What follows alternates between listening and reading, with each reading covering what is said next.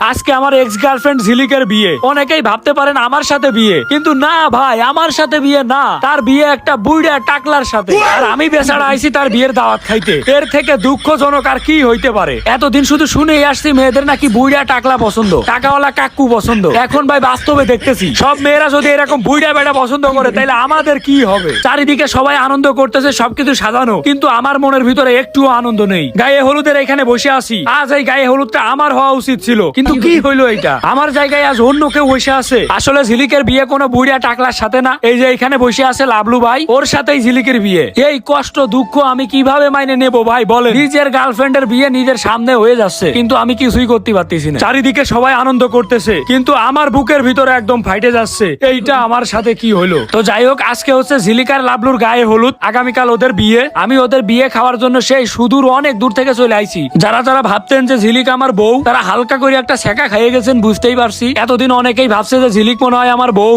আরো মানুষজন কত কিছু ভাইবে নিয়েছে, কোনো ঠিকই নেই। দেখেন ভাই, এখন দেখেন তার বিয়ে হচ্ছে কার সাথে। আপনারা তো সবাই মনে করছিলেন আমার সাথে হবে, কিন্তু ভাই এটা তো হইলো না। এইটা কি হইলো ভাই, বুঝতে পারলাম না।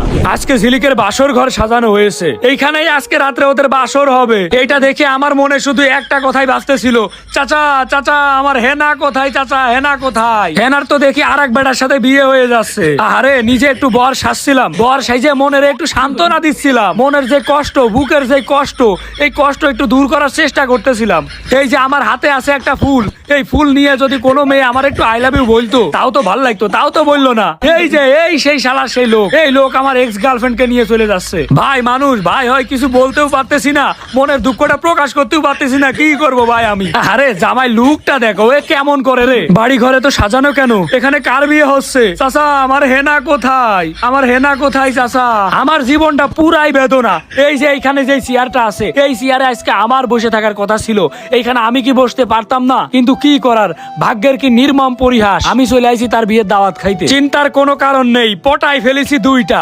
একটা গেছে তো কি হয়েছে, আরো দুইটা এসে, দুইটা যাবে, আরো 4টা আসবে। তো যাই হোক, অনেক মজা হয়েছে, অনেক ফাজলামি হয়েছে। এবার সব ফাজলামি বাদ। আসলে ফাজলামি করা, মজা করাই হচ্ছে আমার কাজ।